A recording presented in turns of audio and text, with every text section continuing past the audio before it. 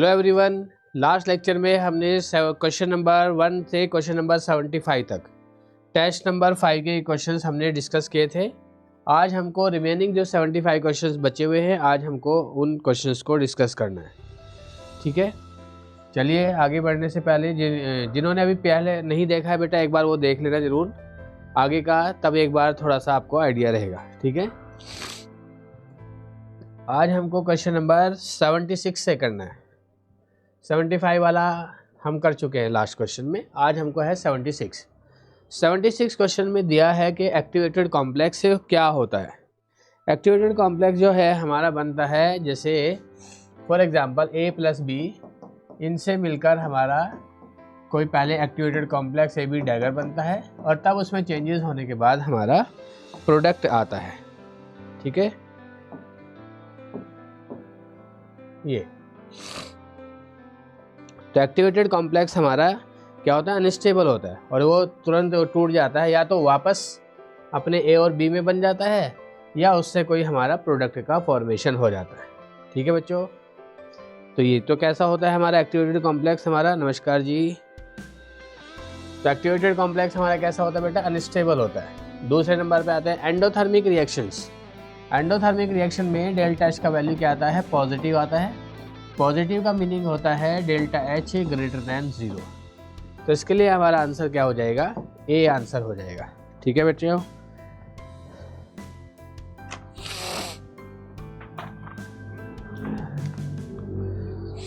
Next है question number 78। Correct statement बताना है कि करेक्ट स्टेटमेंट क्या है। हायर एक्टिवेशन एनर्जी, बेटा जब रिएक्शंस होती है ना, तो ये तो हुआ रिएक्टेंट की एनर्जी और ये यहाँ तक जाता है अपने कहाँ तक, थ्रेशोल्ड एनर्जी तक। तो जितना थ्रेशोल्ड एनर्जी बड़ी होगी उतना ही एक्टिवेशन एनर्जी का वैल्यू ज़्यादा आएगा और जितना EA का वैल्यू ज़्यादा होगा उतना ही रिएक्शन स्लो होगा।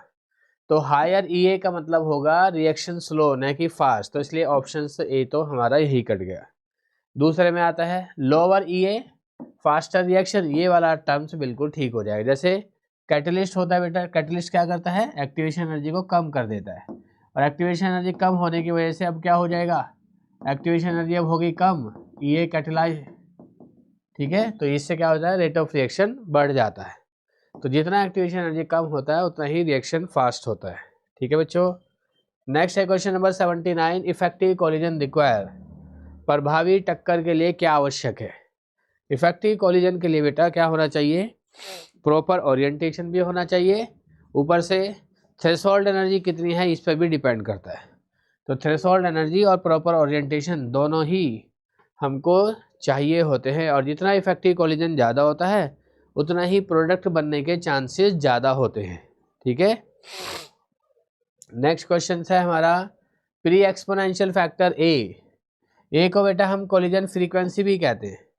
जितने ज़्यादा बार कोलाइड करेंगे उतना ही क्या होगा आपका A के किसी भी रेट ऑफ रिएक्शन का वैल्यू, K का वैल्यू उतना ही ज़्यादा होगा। ठीक है, तो किसी पर्टिकुलर टेम्परेचर पर ये कोलिजन फ्रीक्वेंसी क्या होती है, एक फिक्स वैल्यू होती है। तो इसलिए हम इसको A जो होता है ना, A को हम कोलिजन फ्रीक्वेंसी भी कहते हैं, क्योंकि ये एक्चुअल में किसी रिएक्शंस के लिए कैसे मॉलिक्यूल कोलाइड हो रहे हैं, ठीक है, उसके लिए ये फिक्स वैल्यू होती है। तो ये इसलिए हमने इसको कोलिजन फ्रीक्वेंसी कहा, ये इफेक्टिव कोलिजन पर डिपेंड करती है।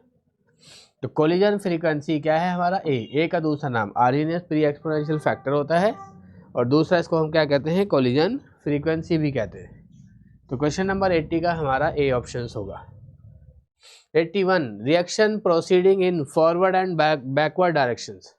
जो फॉरवर्ड और मान लो A कोई रिएक्टेंट था और इससे B बन रहा था, ये अब A से B भी बन रहा है, पर कुछ टाइम के बाद B से A भी बनने लगता है। ऐसी रिएक्शंस को हम क्या कहते हैं, रिवर्सिबल रिएक्शंस कहते हैं। ठीक है, उत्क्रमणीय अभिक्रियाएं या रिवर्सिबल रिएक्शंस। इक्विलिब्रियम पर क्या होता है, इक्विलिब्रियम पर फॉरवर्ड और बैकवर्ड दोनों का रेट सेम हो जाता है। इक्विलिब्रियम रिएक्शंस एक तरह की टल्ली रिएक्शंस होती है, जैसे इंसान टल्ली होकर एक कदम आगे एक कदम पीछे वहीं का वहीं डोलता रहता है, ना आगे जा पाता ना पीछे जा पाता है। तो इसी तरह से रिएक्शंस भी कुछ ऐसी है कि जब रिएक्टेंट प्रोडक्ट में और प्रोडक्ट रिएक्टेंट में वापस बदलने लगते हैं, ना अब रिएक्टेंट की कॉन्सेंट्रेशन में चेंज देखने को मिलता है ना ही प्रोडक्ट की, रेट ऑफ फॉरवर्ड रिएक्शन और रेट ऑफ बैकवर्ड रिएक्शन, अग्रगामी दिशा की दर और पश्चगामी दिशा की दर, ये दोनों बराबर हो जाते हैं, तभी हम कहते हैं कि साम्य अवस्था स्थापित हो चुकी है, इक्विलिब्रियम अटेन हो चुका है। ठीक है।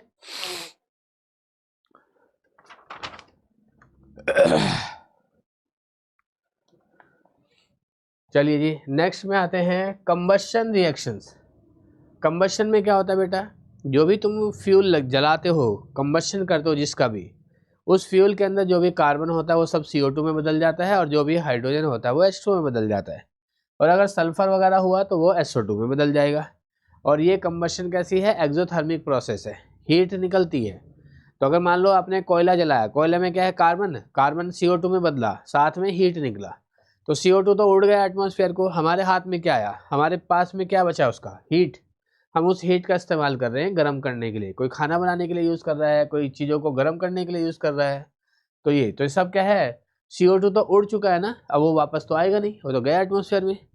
तो इसलिए ये रिएक्शन उल्टी दिशा में कभी नहीं होगी, सिर्फ फॉरवर्ड डायरेक्शन में ही होंगी, इसलिए हम इनको इरिवर्सिबल रिएक्शंस भी ही कहते हैं। तो दहन की जो भी अभिक्रियाएं हैं, कंबशन की जो भी रिएक्शंस है जिसमें हम किसी चीज़ को जलाते हैं, वो सब एक तो एक्सोथर्मिक है, दूसरा वन डायरेक्शनल है, एक बार फॉरवर्ड में ही जाएंगी, जितना जब तक तुम्हारा फ्यूल बचा हुआ है तब तक ये आगे बढ़ती रहेंगी, कार्बन जो है CO2 में बदलता रहेगा, हाइड्रोजन H2 में बदलता रहेगा, ये वापस उल्टी डायरेक्शन में नहीं हो पाएगी। तो इनको इसलिए हम इरिवर्सिबल रिएक्शन कहते हैं। सेम ऐसा ही प्रेसिपिटेशन रिएक्शन भी कुछ ऐसा ही है। प्रेसिपिटेशन है, मान लो आपके पास NaCl या KCl का सॉल्यूशन है, उसमें आप बूंद बूंद करके AgNO3 का सॉल्यूशन डाल रहे हैं, जो Cl नेगेटिव Ag के साथ तुरंत अभिक्रिया कर जाता है, तेजी के साथ रिएक्शन करता है, बड़ी तीव्रता के साथ रिएक्शन होती है और ये प्रेसिपिटेट बन जाता है। ठीक है। तो कैसी रिएक्शन होती हैं ये प्रेसिपिटेशन रिएक्शन, जिनमें अभी अवक्षेप बनते हैं, जैसे कि KCl NaCl के सॉल्यूशन में हम AgNO3 डालते हैं। तो ये सब रिएक्शंस कैसी हैं हमारी, ये सारी की सारी रिएक्शन तीव्र रिएक्शंस है, वेरी फास्ट रिएक्शन। ये कोई रिवर्सिबल है, कोई से भी देख लो बेटा इसमें, ये वाला आपका, ये हमारा रिएक्टेंट है, ये हमारा प्रोडक्ट है, रिएक्टेंट से प्रोडक्ट का बनना, ये है फॉरवर्ड रिएक्शन, तो इसे कहते हैं EA फॉरवर्ड, और प्रोडक्ट से वापस रिएक्टेंट का बनना, ये है बैकवर्ड रिएक्शन, इसको कहते हैं EA बैकवर्ड। ठीक है। और ये जो इन दोनों का जो डिफरेंस होता है, इसके डिफरेंस को हम डेल्टा H कहते हैं। तो डेल्टा H का value always EA forward minus EA backward होता है, हमेशा यही आपका ये रिलेशन चलता है। अब इसने हमसे पूछा है for a reaction delta H क्या है, delta H EA forward minus EA backward होता है, तो ऐसा ऑप्शन तो हमारा B आ रहा है बेटा, क्योंकि देखो हमने रिएक्टेंट बनाया प्रोडक्ट कम एनर्जी का, रिएक्टेंट ज़्यादा एनर्जी का, और जब हम डेल्टा H निकालते हैं, डेल्टा H में क्या होता है, energy of product minus energy of reactant, तो प्रोडक्ट की एनर्जी कम है, रिएक्टेंट की एनर्जी ज़्यादा है, तो डेल्टा H का वैल्यू कैसा आएगा, नेगेटिव आएगा। और नेगेटिव के जो एक्सोथर्मिक रिएक्शंस होती है उनमें डेल्टा H का वैल्यू नेगेटिव आता है, तो डेल्टा H का वैल्यू नेगेटिव आने के लिए EA फॉरवर्ड क्या होगा, देखो यहाँ से भी दिख रहा है, EA फॉरवर्ड तो छोटा है, इतना सा है बस, और ये बैकवर्ड, ये वाला पीछे, ये वाला यहाँ से जब वापस जा रहे हैं, ये बड़ा है, तो EA बैकवर्ड बड़ा है, EA फॉरवर्ड छोटा है, तो डेल्टा H नेगेटिव आएगा। तो हमेशा चाहे फॉरवर्ड हो या बैकवर्ड रिएक्शंस हो, सब के लिए फॉर्मूला यही चलना है, डेल्टा H बराबर EA forward minus EA backward. Question number 86 में आते हैं, which is a colligative property, इनमें से कौन सा कॉलिगेटिव प्रॉपर्टी है। कॉलिगेटिव प्रॉपर्टी हमने 4 पढ़ी थी, relative lowering in vapour pressure हमें नहीं दिखाई दे रही है, दूसरा, ठीक है, दूसरा एलिवेशन इन बॉइलिंग पॉइंट, सिर्फ बॉइलिंग पॉइंट तो दिख रहा है, एलिवेशन बॉइलिंग पॉइंट नहीं है, तो ये भी नहीं है। तीसरा है आपका depression freezing point, freezing point है पर डिप्रेशन फ्रीजिंग पॉइंट नहीं है, और चौथी थी हमारी ऑस्मोटिक प्रेशर, ये हमको दिखाई दे रही है। तो कॉलिगेटिव प्रॉपर्टी इनमें से कौन सी है, ऑस्मोटिक प्रेशर, तो ऑस्मोटिक प्रेशर एक हमारी कॉलिगेटिव प्रॉपर्टी है। नेक्स्ट आते हैं 87, if I equal to 1 plus alpha for NaCl it indicate that, क्या बताता है ये, अगर I का वैल्यू 1 प्लस अल्फा है तो ये हमें क्या बताता है, एक से बड़ा, 1 प्लस समथिंग का मतलब एक से बड़ा है, और एक से बड़ा तो हमारा किसमें, डिसोसिएशन के केस में आता है। क्यों? क्योंकि डिसोसिएशन में नंबर ऑफ पार्टिकल बढ़ते हैं, जितना हमने सोचा था उससे ज़्यादा आएंगे, इसीलिए एसोसिएशन के केस में आई का वैल्यू लेस देन 1 आता है, डिसोसिएशन के केस में आई का वैल्यू ग्रेटर देन 1 आता है, और जहाँ नाइदर एसोसिएशन नॉर डिसोसिएशन हो रहा हो वहाँ पर आई इक्वल टू 1 आता है। तो ये 3 कंडीशन थी हमारी। तो ये वाला इसने कहा कि आई एक से बड़ा आ रहा है, 1 प्लस समथिंग आ रहा है, 1 प्लस समथिंग तो एक से बड़ा ही आएगा, तो इसलिए आई का वैल्यू क्या होगा, ग्रेटर देन 1 होगा, और ये केस कौन सा होगा, डिसोसिएशन का केस आएगा। जीरो ऑर्डर रिएक्शन 50% कंप्लीट हो जाती है 100 सेकंड में।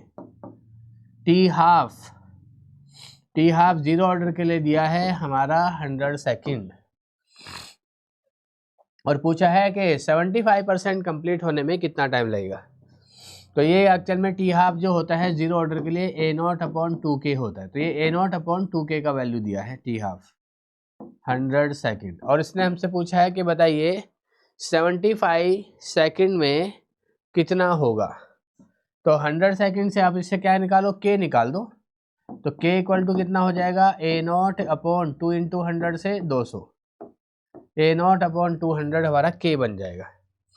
फिर 75% कह रहा है, पहले A0 था माइनस AT का वैल्यू कह रहा है 75% तो कंप्लीट हो गया, बचा कितना 25%, तो 0.25 A0 equals to K into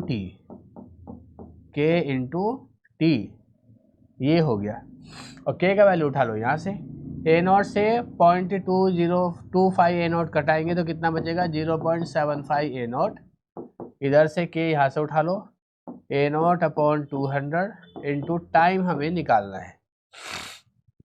A0 से A0 कैंसिल, 200 को इसके साथ मल्टीप्लाई कर दो, 75 इंटू 200 से ये आ जाएगा 150, तो T का वैल्यू आ जाएगा 150। 150 का हमारा ऑप्शंस क्या हुआ, A ऑप्शंस हो गया। चलिए बेटा, Henry law constant increases with, Henry law का कांस्टेंट कैसे इंक्रीज होता है बेटा, तो वैसे तो ये हर गैस के लिए अलग अलग होता है, ऐसे ही जैसे हर इंसान का अपना अपना फिंगरप्रिंट, पर ये तभी तक कांस्टेंट है जब तक हमने, जैसे रेट कांस्टेंट भी क्या होता है बेटा, तभी तक कांस्टेंट है रेट कांस्टेंट भी जब तक हमने टेम्परेचर को कांस्टेंट रखा है। सेम ऐसे ही केएच का वैल्यू भी तभी तक कांस्टेंट है जब तक हमने टेम्परेचर को कांस्टेंट रखा है। टेम्परेचर बदलते ही केएच का वैल्यू बदल जाता है।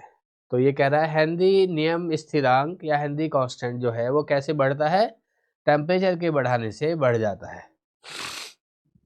आइसोटोनिक सॉल्यूशन, हमने कहा था ऐसे सॉल्यूशन आइसोटोनिक कहलाते हैं या समप्रासरी कहलाते हैं जिनका प्रासरण दाब या ऑस्मोटिक प्रेशर सेम होता है।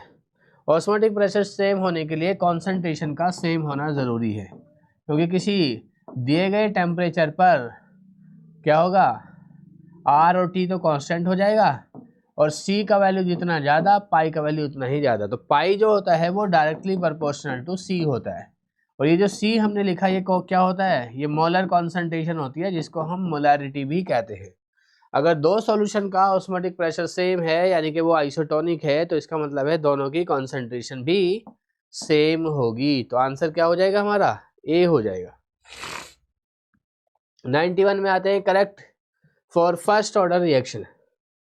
फर्स्ट ऑर्डर रिएक्शन का टी हाफ पड़ा था 0.693/K, ये बात तो ठीक है। फर्स्ट ऑर्डर के लिए रेट कांस्टेंट की यूनिट सेकंड इनवर्स होती है, ये बात भी ठीक है। फर्स्ट ऑर्डर का जब हम A वर्सेस T का ग्राफ खींचते हैं, A versus T first order का बेटा ऐसा ग्राफ आता है एक्सपोनेंशियल, और जबकि ये क्या कह रहा है लीनियर, तो ये वाली चीज़ हमारी गलत हो गई। ठीक है, तो आंसर हमारा फर्स्ट और सेकंड वाला जो भी होगा स्टेटमेंट वो होगा। तो आंसर दिखाई दे रहा है हमको ए में, फर्स्ट एंड सेकंड। ठीक है, चलिए आगे बढ़ते हैं।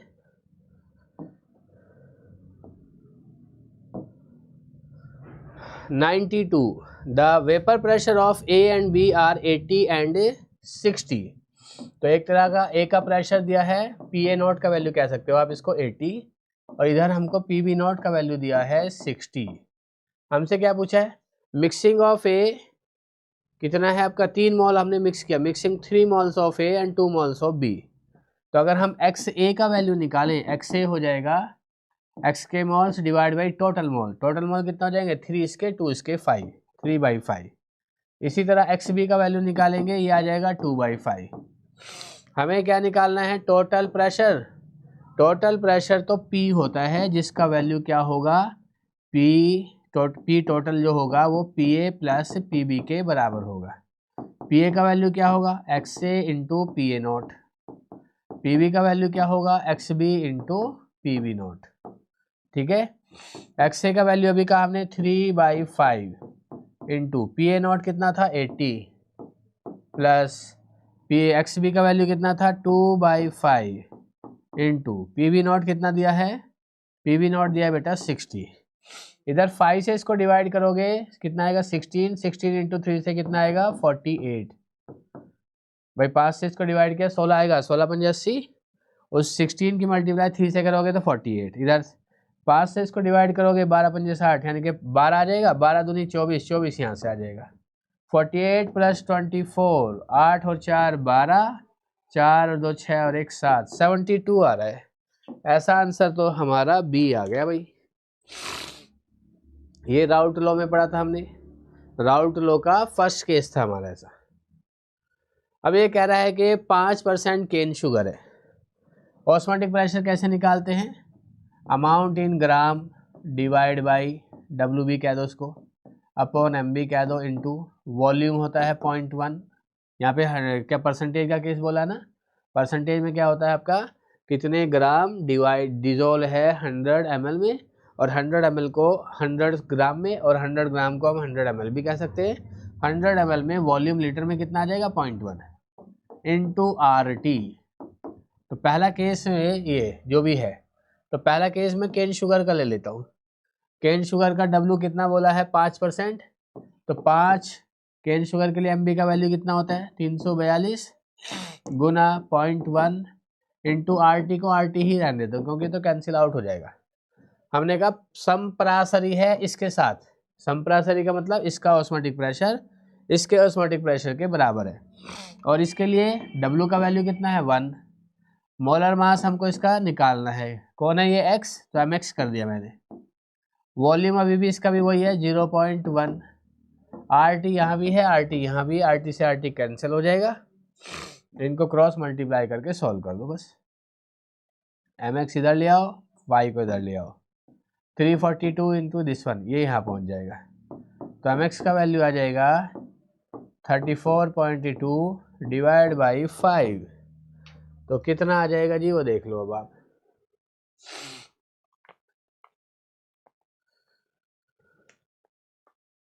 इंटू 0.1 कहाँ गया है, इसका भी है 0.1, तो 0.1 ये भी है हमारा, पॉइंट से पॉइंट हट जाएगा। 342 डिवाइड बाई कितना हो जाएगा, या 0.1 से 0.1 ही कैंसिल कर दो, सीधा झंझट ही खत्म कर दो इसका, ये लो। तो यहाँ पे 342 हो जाएगा,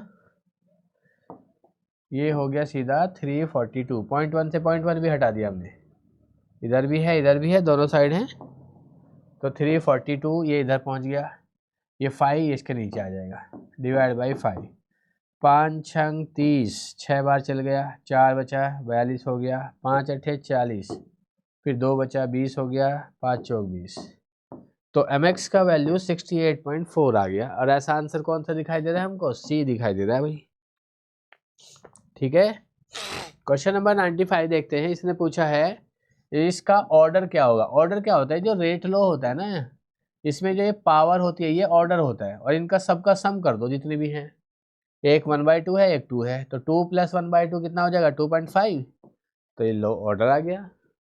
तो ऑर्डर क्या होता है, जो रेट लो में हम रिएक्टेंट की कॉन्सेंट्रेशन की जो पावर होती है वही हमारा ऑर्डर होता है, तो इसलिए हमारा ऑर्डर क्या आ जाएगा 2.5। Vapour pressure of water decreases, water का वेपर प्रेशर कैसे घटेगा। ठीक है, पहला वाटर में क्या करो, वेपर प्रेशर तुम्हें घटाना है तो कोई सॉल्यूट ऐड कर दो, सॉल्यूट हमने यहाँ शुगर डाल दिया तो हो जाएगा जी। चलो जी, NaCl डाल दो तो भी हो जाएगा जी। मिथेनॉल से तो और क्या हो जाएगा, वेपर प्रेशर घटने की बजाय बढ़ जाएगा, क्योंकि मिथेनॉल का तो क्या है आपका ये मिथेनॉल तो इसके साथ मिला के इसके वेपर प्रेशर को इंक्रीज कर देता है, क्योंकि मिथेनॉल का बॉइलिंग पॉइंट वाटर से काफ़ी कम है।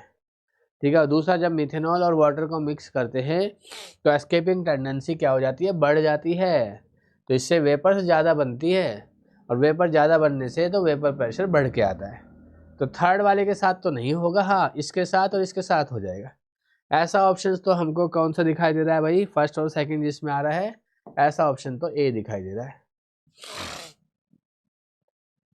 क्वेश्चन नंबर 97, फर्स्ट ऑर्डर के लिए टी हाफ। टी हाफ हमने फर्स्ट ऑर्डर में पढ़ा था, कितना होता है टी हाफ फर्स्ट ऑर्डर का, 0.693 अपॉन के ये होता है, और टी 99.9 कितना आएगा ये निकाल लेते हैं सीधा बस। टी 99.9 का मतलब है कि 99.9 तो कंप्लीट हो चुका है, बचा कितना, अब बचेगा 0.1।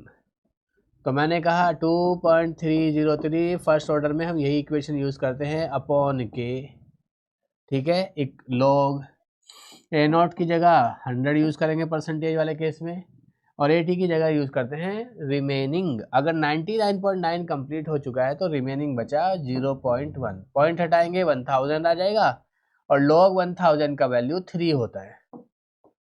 तो टी 2.303 लॉग 1000 का वैल्यू हो गया 3, तो ये आएगा 2.303 इंटू 3 डिवाइड बाई के, ये हो गया। ठीक है, अब हमारे पास टी 50% वाले को क्या बोलते हैं, half. T half, T half का वैल्यू हमने पढ़ा है 2.303, वैसे तो 0.693 पढ़ा है, पर 0.693 भी 2.303 इंटू 0.3010 इन दोनों के प्रोडक्ट के से आता है, और नीचे उसमें के होता है। हमें दोनों का रेशो बताना था, तो रेशो कर दो जी। T 99.9 upon T 50% equals to, ऊपर इसको रख दो 2.303 इंटू 3 डिवाइड बाई के, और नीचे इसको रख दो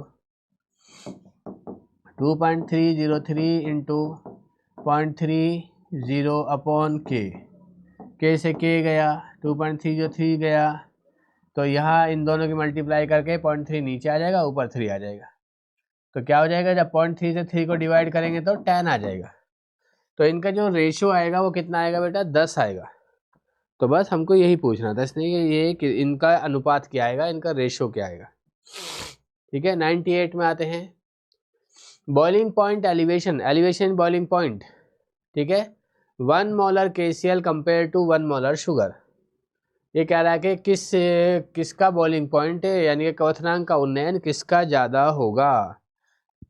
दोनों की बॉइलिंग पॉइंट का एलिवेशन क्या था बेटा, बॉइलिंग पॉइंट का एलिवेशन का फॉर्मूला था डेल्टा TB बराबर KB इंटू मोलैलिटी, और डाइल्यूट वाले सॉल्यूशन के केस में मोलैलिटी और मोलैरिटी दोनों लगभग सेम होते हैं, अगर एक्वस सॉल्यूशन दिया है, क्योंकि वहाँ पर तो क्या हो जाता है, एक्वस सॉल्यूशन वाले केस में डेंसिटी लगभग 1 के करीब होता है, तो वहाँ पर मोलैलिटी और मोलैरिटी दोनों लगभग सेम आती है। ठीक है, चलो हम वो वाले कर देते हैं। ठीक है, तो नेक्स्ट आते हैं, अब दोनों की मोलैरिटी तो सेम है, पर एक सॉल्यूट ऐसा है जो नॉन इलेक्ट्रोलाइट है, और KCl कैसा इलेक्ट्रोलाइट है। तो जहां पर भी डिसोसिएशन का केस होता है हम वहां पर आई फैक्टर और इंट्रोड्यूस कर देते हैं इसमें। अब हमने कहा कि भाई के भी दोनों के दोनों सेम सॉल्वेंट में बनाए जाएंगे, तो के भी सेम रहेगा, दोनों की मोलैरिटी सेम है। अब जिसके लिए आई ज़्यादा होगा उसका क्या होगा, तो ये तो टूटेगा नहीं, तो इसके लिए जहाँ डिसोसिएशन नहीं होता है वहाँ आई का वैल्यू 1 होता है, लेकिन KCl तो टूट जाएगा, KCl तो इलेक्ट्रोलाइट है, K प्लस और Cl माइनस में टूट जाएगा, 2 आयन देगा, तो इसका क्या हो जाएगा, इसलिए इसका किसके लिए, KCl के लिए I का वैल्यू 2 होने की वजह से इसका बॉइलिंग पॉइंट एलिवेशन डबल होगा, किसका, शुगर के कंपैरिजन में। तो 1 मोलर शर्करा की तुलना में 1 मोलर KCl का क्वथनांक उन्नयन 2 गुना होता है, क्योंकि ये 2 आयनों में टूट जाता है, जबकि शुगर तो नहीं टूटता है बेटा, है ना। तो इसलिए आंसर हमारा बी हुआ। 99 में आते हैं आर्हीनियस प्लॉट। एक चीज इसमें मिसिंग है, आप यहाँ से इसको मेंशन कर लेना। आर्हीनियस प्लॉट जो दिया हुआ है वो है ln k versus 1/t। ln k versus हमने ये आर्हीनियस इक्वेशन में पढ़ा था बेटा, जब हमारे पास आर्हीनियस इक्वेशन आई थी ln k equals to ln a minus EA/R into 1/t। फिर हमने इसका ग्राफ खींचा था ln k वर्सेस 1/t का, तो ये ऐसे लीनियर ग्राफ आया था नेगेटिव स्लोप के साथ, और जो स्लोप था, ढलान था, जो ढाल था, उसकी वैल्यू था माइनस EA/R। तो ये चीज़ यहाँ पर मिसिंग थी, आप इसको मेंशन कर लेना अपने क्वेश्चंस में। तो यहाँ से क्या हो गया, यदि आर्हीनियस आरेख का उल्लेख, आलेख का अंतःखंड, अंतःखंड क्या होता है, इंटरसेप्ट, ये वाला वैल्यू हमारा इंटरसेप्ट कहलाता है, जिसका वैल्यू किसके बराबर आता है, ln a के बराबर आता है। ठीक है भाई। तो इसने कहा अंतःखंड 10 है, तो इसका मतलब है ln a का वैल्यू 10 है। हमें सिर्फ a चाहिए, आवर्ती गुणांक a, ये क्या होगा, तो यानी कि हमको ln हटाना है। ln होता है नेचुरल लॉग, जिसका बेस क्या होता है e। तो जब हम लॉग हटाते हैं तो इधर वाला पूरा टर्म इसके बेस की पावर में चला जाता है, यानी कि e की पावर 10। तो हमारा आंसर क्या हो जाएगा, आंसर आ जाएगा बी। ठीक है बेटा। चलिए नेक्स्ट में आते हैं rate. If rate equal to rate constant, अगर किसी रिएक्शन का रेट और रेट कांस्टेंट दोनों बराबर हैं, वैसे तो जनरली ये होता है रेट इक्वल्स टू के इंटू रिएक्टेंट की पावर उसका ऑर्डर, और अगर ऑर्डर n का वैल्यू क्या हो जाए, 0 हो जाए, और n इक्वल टू 0 होने से r की पावर 0 हो जाए, और किसी की भी पावर 0 इक्वल टू 1 होता है, और 1 को तो हम लिखते ही नहीं हैं। तो ऐसी सिचुएशंस में रेट का वैल्यू k के बराबर हो जाएगा। तो रेट इक्वल टू k कब आया, जब n बराबर 0 था। तो इसने हमसे यही पूछा है कि अभिक्रिया की कोटि क्या होगी, रिएक्शन का ऑर्डर क्या होगा। तो ऑर्डर क्या हो जाएगा बेटा, सी आंसर आ जाएगा, ऑर्डर 0 होगा। नेक्स्ट में आते हैं according to law of mass action. Law of mass action Norway के 2 साइंटिस्ट ने दिया था। उन्होंने कहा था किसी भी रिएक्शन का जो रेट होता है क्वांटिटेटिवली किसके साथ, रिएक्टेंट की कॉन्सेंट्रेशन के ऊपर डिपेंड करता है, और जो उस रिएक्शन को लिखते हुए तुमने जो कोफिशिएंट लगाए होंगे रिएक्टेंट के साथ, वो कोफिशिएंट उसकी पावर में चले जाते हैं।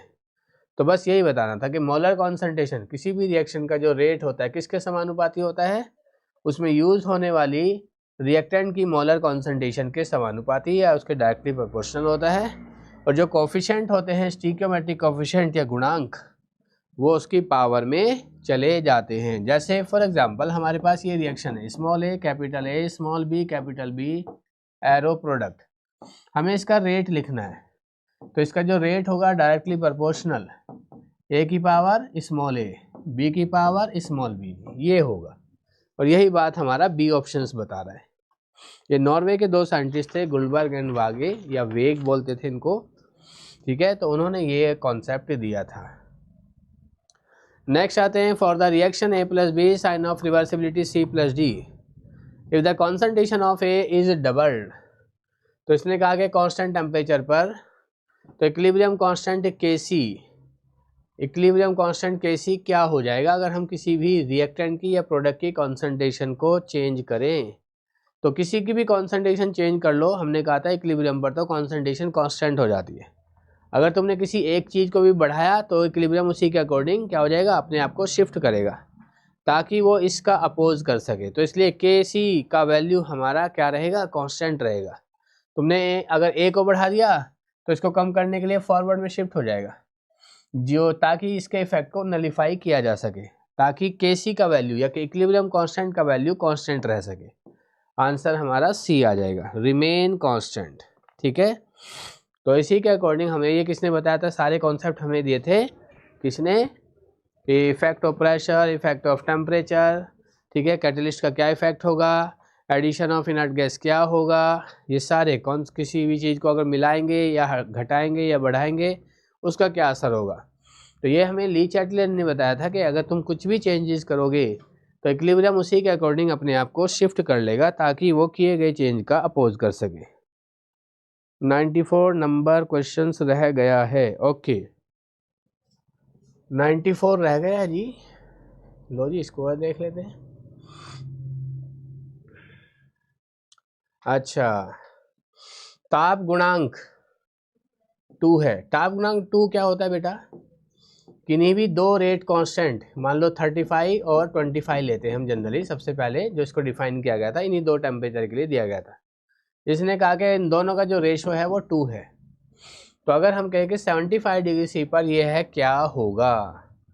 तो फिर हम क्या करेंगे भाई, K75 अपॉन K65, फिर K65 upon K55 into K55 upon K45 और K45 upon K35 into K35 upon K25, ये हो जाएगा।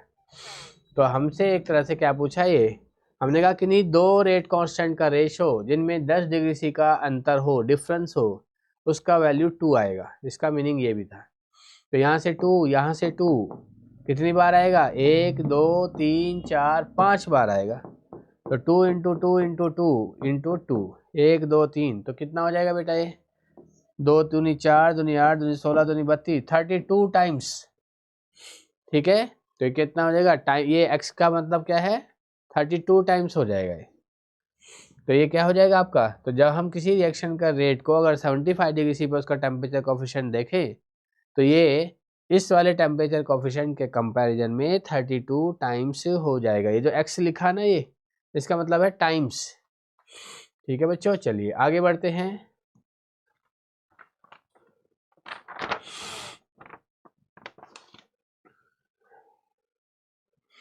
हाँ जी, क्वेश्चन नंबर 103। केपी और केसी कह रहा है कि किसके लिए इक्वल होगा? In which of the following reaction does KP equal to KC? KP और केसी का रिलेशन बेटा हमने ये पढ़ा था, KP equal to KC RT की पावर डेल्टा एनजी। अगर किसी रिएक्शन के लिए डेल्टा एनजी का वैल्यू 0 हो जाए तो केपी इक्वल टू केसी हो जाएगा, क्योंकि किसी की भी पावर 0 इक्वल टू 1 हो जाएगा, ये वाला टर्म एग्जिस्ट नहीं करेगा, दोनों इक्वल हो जाएंगे। और डेल्टा एनजी होता क्या है? डेल्टा एनजी होता है summation of number of moles of gaseous product minus summation of number of moles of gaseous reactant. तो प्रोडक्ट और गैसियस रिएक्टेंट के मोल्स का डिफरेंस ये क्या होना चाहिए? दोनों का 0 आना चाहिए, यानी कि प्रोडक्ट की तरफ भी और रिएक्टेंट की तरफ भी, दोनों की तरफ नंबर ऑफ मोल सेम हो। ऐसा हमको सी ऑप्शंस में दिखाई दे रहा है। देखो, प्रोडक्ट की तरफ कितने हैं? 2, रिएक्टेंट की तरफ एक इसका 2, तो 2 - 2 से यहाँ पे 0 आएगा। डेल्टा एन जी का वैल्यू 0 होते ही केपी और केसी इक्वल हो जाएगा। आंसर हमारा सी आ गया बेटा इसका। नेक्स्ट में आते हैं 2 and 2। इसके लिए केपी की इकाई बतानी, केपी का यूनिट क्या होगा? केपी इक्वल्स टू कैसे लिखेंगे? Partial pressure of N2O4 upon partial pressure of NO2 की पावर 2। यूनिट और ऑप्शंस में हमको एटीएम दिखाई दे रहा है, इसका मतलब है कि पार्शियल प्रेशर एटीएम में इस्तेमाल किए गए होंगे। पार्शियल प्रेशर ऑफ N2O4 की unit ATM, partial pressure of NO2 की पावर NO2, ये भी एटीएम, उसकी पावर कितना है? 2। तो एक एटीएम से एक एटीएम कैंसिल हो जाएगा। केपी की यूनिट क्या आ जाएगा? 1/एटीएम या एटीएम की पावर -1, एटीएम इनवर्स। तो हमारा आंसर हो जाएगा बेटा बी, ये इसकी यूनिट हो गया। ली चैटलिया प्रिंसिपल इज एप्लीकेबल टू, किसके लिए एप्लीकेबल होता है?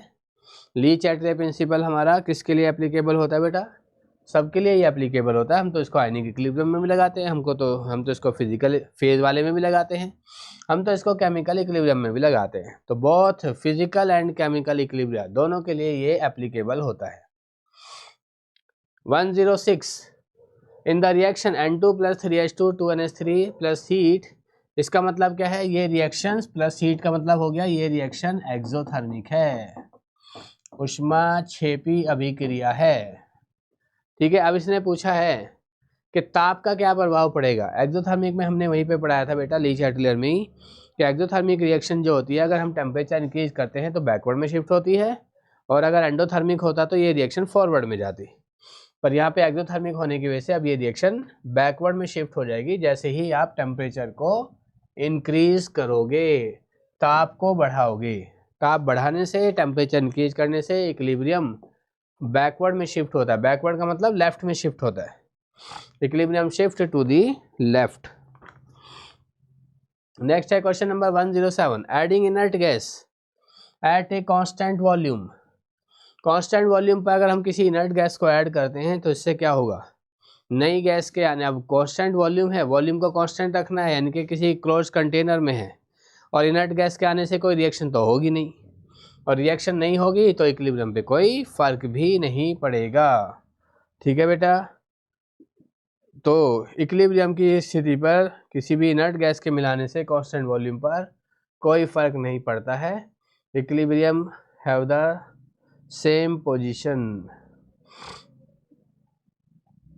Have no effect on equilibrium, तो इसका सी आंसर हो जाएगा।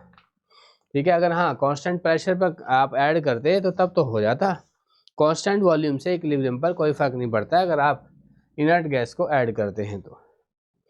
108 for the reaction C carbon solid है फिर H2O है, फिर CO है प्लस H2 है, तो इससे क्या होगा बेटा, देखो सॉलिड का तो कोई रोल नहीं होता है इक्विलिब्रियम में।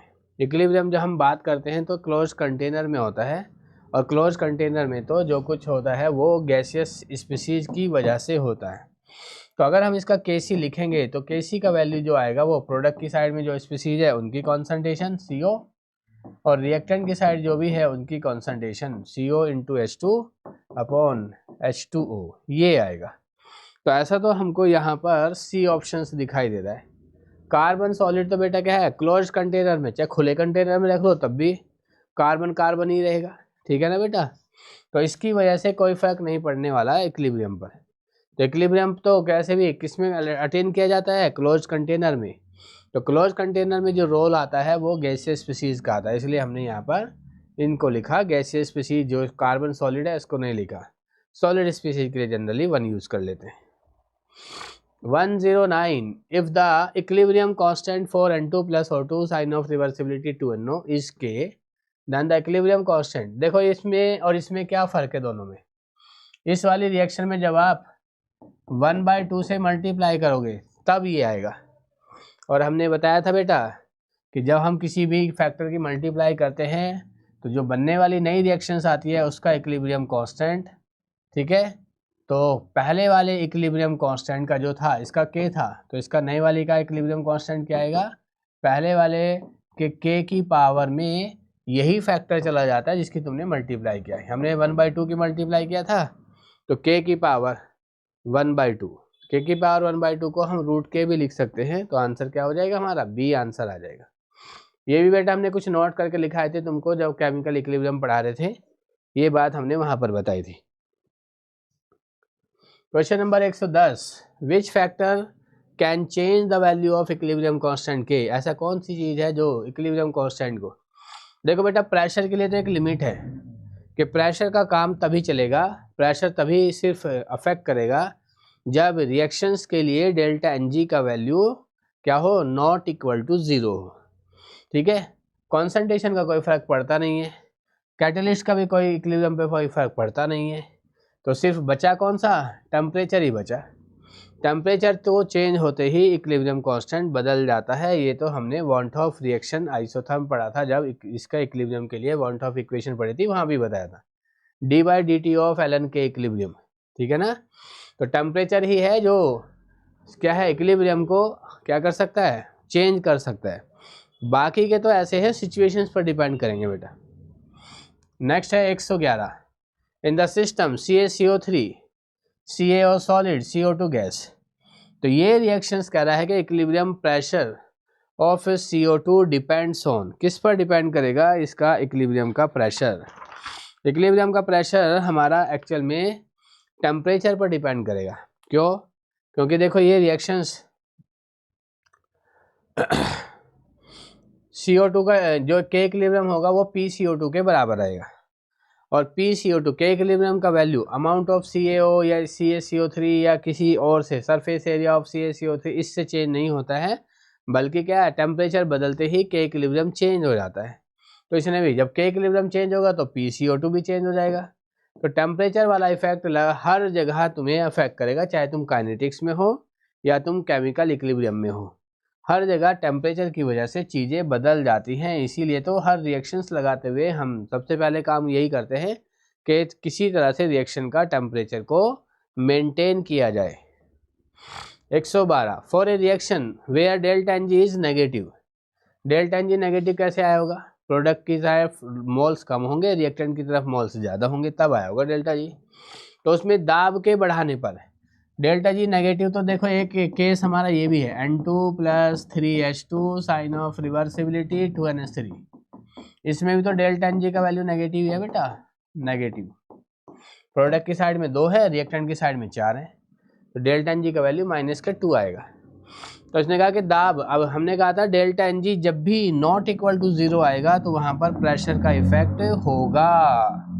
अब प्रेशर बढ़ाने से क्या होता है? हमने तो ये पढ़ा है कि कॉन्सेंट्रेशन जो होती है वो N/V होती है, number of mole upon volume.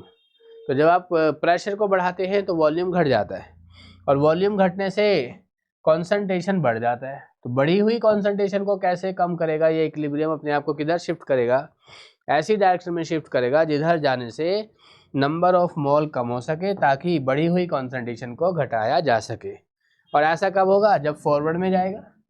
तो प्रेशर बढ़ाने से ये इक्विलिब्रियम फॉरवर्ड में जाता है। तो इसलिए हमारा इसमें यही पूछा था कि दाब बढ़ाने पर क्या होगा? इक्विलिब्रियम शिफ्ट होगा, किधर की तरफ शिफ्ट होगा? प्रोडक्ट की तरफ शिफ्ट होगा। तो आंसर क्या हो गया बेटा इसका? शिफ्ट टुवर्ड्स प्रोडक्ट, प्रोडक्ट की ओर शिफ्ट हो जाएगा। और वैसे भी हमने पढ़ा था कि अमोनिया में अगर आप अमोनिया को ज़्यादा से ज़्यादा बनाना चाहते हैं तो टेम्परेचर को कम रखो, क्योंकि ये रिएक्शन एक्सोथर्मिक है। प्रेशर को ज़्यादा रखो, क्योंकि इस रिएक्शन में डेल्टा एन जी नेगेटिव में है। Question number 113 Haber process. अभी आ गया, लो देखो फिर से वही वाला। अभी बताया हमने कि टेम्परेचर को लो रखना पड़ेगा, प्रेशर को हाई रखना पड़ेगा अगर आप ज़्यादा से ज़्यादा अमोनिया बनाना चाहते हैं तो। ठीक है जी। नेक्स्ट है आपका क्वेश्चन नंबर 114 QC क्या होता है? मान लो A और B है, कोई रिएक्शन लगाई तुमने, इससे C और D बनते जा रहे हैं, पर C और D से भी वापस A और B बनने लगे हैं, पर रिएक्शन अभी चल रही है बेटा। चल रही है का मतलब A और B की कॉन्सेंट्रेशन चेंज हो रही है और C और D की। तो जब तक रिएक्शन चलती रहेगी तब तक तो हम इसको क्या कहेंगे? प्रोडक्ट की साइड में जो भी कुछ है उसकी कॉन्सेंट्रेशन और रिएक्टेंट की साइड में जो भी है उसकी कॉन्सेंट्रेशन, इनका रेशो QC कहलाता है। इसे कहते हैं रिएक्शन कोशेंट। तो रिएक्शन कोशेंट अपने आप को बदलता रहता है। कब तक बदलतेगा? जब तक कि QC का वैल्यू KP के बराबर या KC के इक्विलिब्रियम के बराबर ना हो जाए। यहाँ हमने मोलर कॉन्सेंट्रेशन की बात की है तो KC, और अगर हम पार्शियल प्रेशर की बात करते तो KP, तब हम इसको QP बोलते। तो इसने कहा QC क्या है? छोटा है। किससे? KC से। तो अगर QC छोटा है KC से, लेकिन रिएक्शन को कहाँ जाकर रुकना है? रिएक्शन को तो इक्विलिब्रियम पर जाकर रुकना है, यानी कि उसको KC के बराबर होना है। अभी क्या है? वो छोटा है, तो इसको इसलिए किधर जाना पड़ेगा? ताकि QC छोटे से बड़ा हो सके। और कब तक बड़ा हो सके? जब तक कि हमको इक्विलिब्रियम ना मिले। तो जब QC KC के बराबर हो जाएगा, ऐसा कब होगा? जब रिएक्शन फॉरवर्ड में जाएगा, C और D ज़्यादा बनेगा, A और B और कम हो जाएगा, इससे QC का वैल्यू KC के बराबर हो जाएगा। तो C और D को बढ़ना पड़ेगा, A और B को उसी के अकॉर्डिंग घटना पड़ेगा, ताकि QC का वैल्यू KC के बराबर हो जाए। क्योंकि रिएक्शन तभी तक चलती रहती है कि जब तक QC का वैल्यू किसको रीच ना कर जाए? जब तक कि QC का वैल्यू KC को रीच ना कर जाए। जब दोनों बराबर हो जाते हैं तब फॉरवर्ड और बैकवर्ड दोनों का रेट बराबर हो जाएगा, तो तब रिएक्शन जितना आगे जाएगा उतना ही पीछे जाएगा। अब ना तो रिएक्टेंट की कॉन्सेंट्रेशन में चेंज देखने को मिलेगा, ना ही प्रोडक्ट की।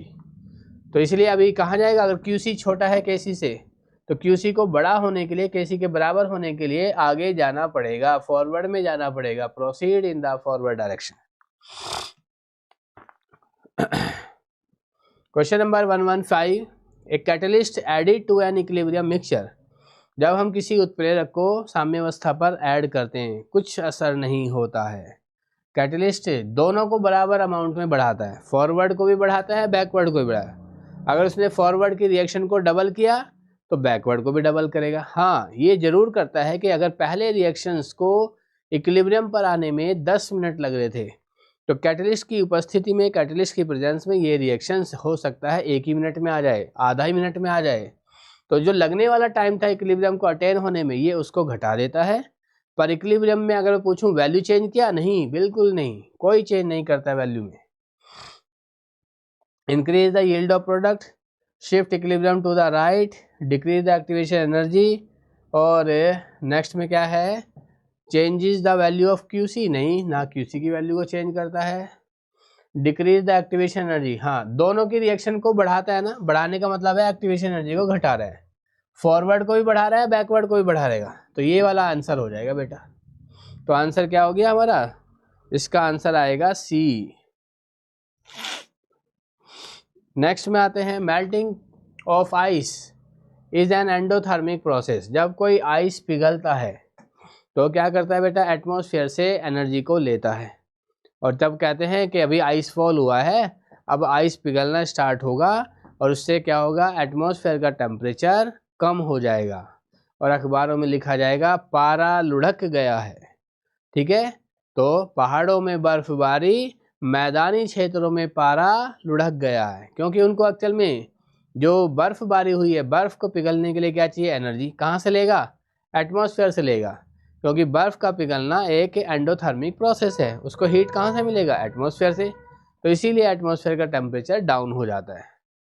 ठीक है, तो बर्फ का पिघलना एक ऊष्माशोषी प्रक्रिया है। ला शातिल्य के नियम के अनुसार बर्फ का गलनांक, बेटा ये बर्फ का पिघलना बना कर देते हैं H2O आइस या H2O सॉलिड, किसमें बदल रहा है, H2O लिक्विड में। इसी को कहते हैं गलने की प्रक्रिया, गलन। इस दौरान जो एनर्जी लिया जाता है उसको कहते हैं डेल्टा एच फ्यूजन। और इसके लिए एक इक्वेशन यूज की जाती है, फेज डिफरेंट, और कंपोनेंट होता है one component two phase system के लिए dp/dt, इसे कहते हैं Clapeyron equation. Delta H fusion upon T into delta V. जब सॉलिड लिक्विड में बदलता है तो चेंज इन वॉल्यूम डिक्रीज हो जाता है। H2O सॉलिड का वॉल्यूम ज़्यादा होता है as compare to H2O liquid. ये काम आप घर पे भी देख सकते हो बेटा। एक बर्तन था, उसमें तुमने पूरा लबालब भर के पानी भरा हुआ है, तो जब ये सॉलिडिफाई होगा तो बेटा ऐसे हो जाएगा, बर्फ ऊपर की तरफ निकल जाएगा, क्योंकि आइस की डेंसिटी कम होती है। अमाउंट तो अभी उतना का उतना ही है, मास तो उतना ही है, डेंसिटी हो गई कम, तो वॉल्यूम क्या हो जाएगा, बढ़ जाएगा। तो वॉल्यूम बढ़ जाएगा किसका, आइस का। तो आइस का वॉल्यूम ज़्यादा होता है, H2O लिक्विड का वॉल्यूम कम होता है, इसलिए डेल्टा वी कैसे आएगा, डेल्टा वी नेगेटिव आएगा, और डेल्टा एच होता है हमेशा पॉजिटिव। तो इधर का पूरा टर्म नेगेटिव आएगा, तो इसका मतलब है यहाँ से भी नेगेटिव आना चाहिए। तो इसने हमसे क्या बोला है कि अगर बर्फ का गलनांक, अगर हम क्या करें उस पर, melting of ice is an endothermic process है, एंडोथर्मिक प्रोसेस है, तो क्या होगा, according to Le Chatelier principle the melting of ice, पहला पॉइंट ऑप्शन दिया increase with increase in pressure. अगर तुमने प्रेशर को इंक्रीज किया मतलब डीपी पॉजिटिव, तो dt घट जाएगा। तो प्रेशर के इंक्रीज करने से बॉइलिंग पॉइंट या फ्रीजिंग पॉइंट घट जाता है, जबकि ये क्या करा, increases with increase in pressure, तो ये तो गलत हो गया। Decrease with increase in pressure, ये ठीक हो गया, क्योंकि जब तुम ये क्या करो, प्रेशर को बढ़ाओगे तो डीपी प्लस में आएगा, पॉजिटिव में आएगा। तो इधर से नेगेटिव आया तो इधर भी नेगेटिव होना चाहिए ना। तो ऐसा नेगेटिव तब होगा जब इन दोनों में से कोई एक पॉजिटिव हो और एक नेगेटिव हो। तो प्रेशर को बढ़ाया तो dt नेगेटिव में आ जाएगा, डिक्रीज हो जाएगा। तो इसलिए हमारा ऑप्शन क्या हो गया बेटा, बी हो गया। नेक्स्ट आते हैं question number 117, for the reactions H2 + I2 to HI, delta N g का वैल्यू क्या है, देखो इधर भी 2 इधर भी 2, तो डेल्टा एन जी यहाँ पर है 0। प्रेशर का तो कोई फर्क नहीं पड़ने वाला है। ठीक है, अब इसने हमसे पूछा कि प्रारंभिक सांद्रताएं 0.2 मोलर हैं। यदि प्रारंभिक सांद्रताएं प्रत्येक की 0.2 मोलर है, प्रत्येक कौन है, H2 भी है और I2 भी है, तो साम्य अवस्था जब Kc का वैल्यू 49 हो तो साम्य अवस्था पर HI की सांद्रता बताइए। चलिए जी बता देते हैं। H2 और I2 जो हमने स्टार्टिंग में लिया था वो था 0.2, ये भी 0.2।